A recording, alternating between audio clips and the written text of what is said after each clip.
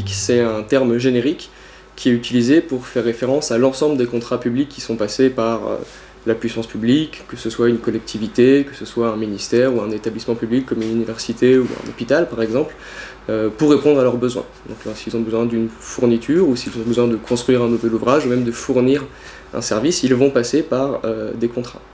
Alors ce qu'il faut savoir avec cette commande publique, c'est qu'elle représente aujourd'hui des enjeux considérables en raison de ses montants. Donc, selon les estimations, par exemple l'estimation qui en est faite par l'OCDE,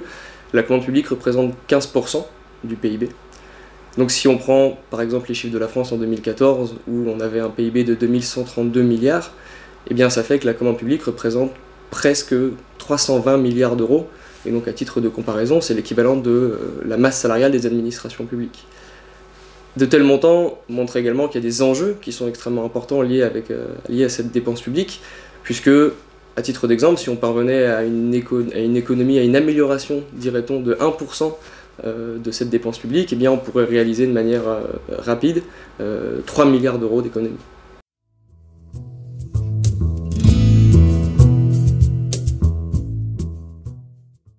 Lorsqu'une administration publique a besoin d'obtenir un bien ou a besoin de fournir une infrastructure ou de fournir un service, elle va se poser la question du faire ou faire faire. Donc dit autrement, elle va se poser la question de savoir est-ce qu'elle produit elle-même ce bien ou est-ce qu'elle fournit elle-même l'infrastructure en question en interne ou est-ce qu'elle fait appel à un opérateur privé.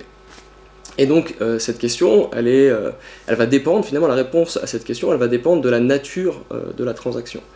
Si on prend l'exemple simple de la fourniture, d'achat de fourniture,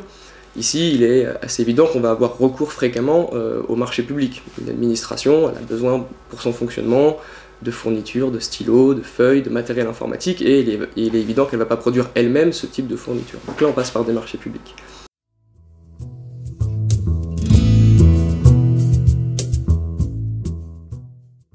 Si on passe sur des services plus complexes, c'est-à-dire si on veut construire une nouvelle infrastructure ou si on veut fournir un service public, là la question va se poser dans des termes un peu différents et ça va notamment dépendre de la complexité de ce type de service. Et donc pour donner un exemple, des travaux ont été faits récemment, notamment par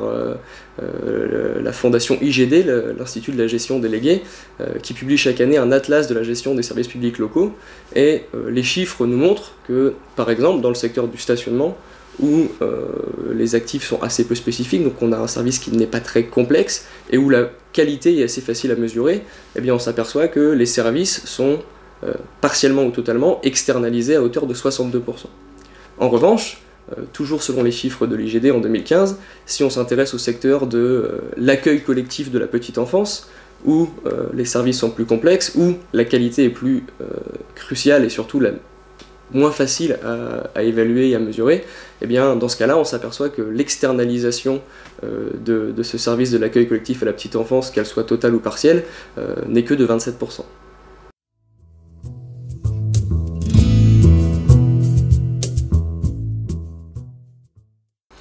Ensuite, il y a effectivement les avantages plus spécifiques au fait d'avoir recours à un opérateur privé et qui sont liés au fait qu'on a dans les parties au contrat une entité publique. Et donc ces avantages spécifiques, ils sont essentiellement liés à un point très précis qui est la réduction des interférences politiques.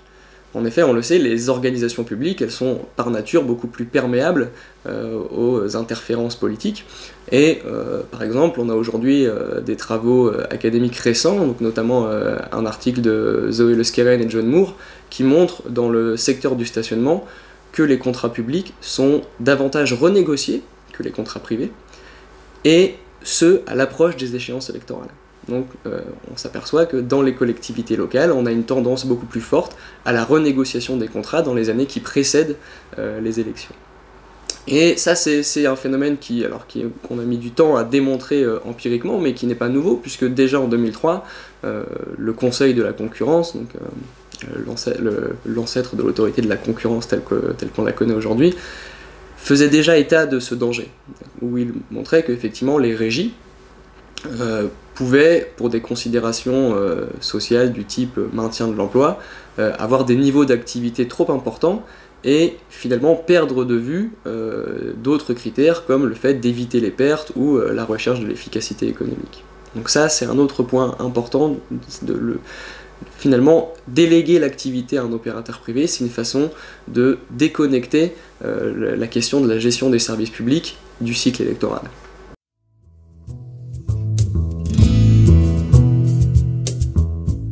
Il y a un possible effet d'avantage au sortant dans la gestion des services publics et dans les contrats publics.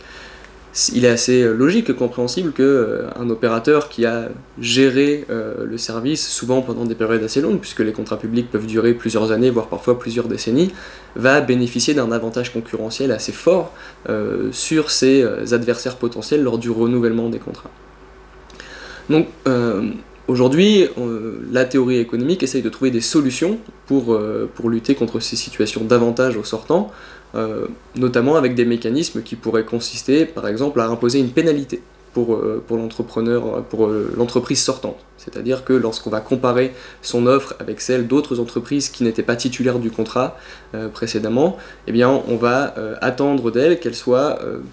encore plus efficace dans la proposition qu'elle va faire à l'autorité publique lors de l'appel d'offres, donc par exemple en diminuant les attentes qu'on peut avoir dans sa réponse de 10%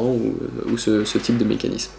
L'idée est effectivement de lutter contre ce phénomène d'avantage au sortant, où finalement les effets bénéfiques qu'on pourrait attendre des appels d'offres concurrentiels sont biaisés par le fait qu'on ait en présence une entreprise qui a un avantage décisif sur toutes les autres.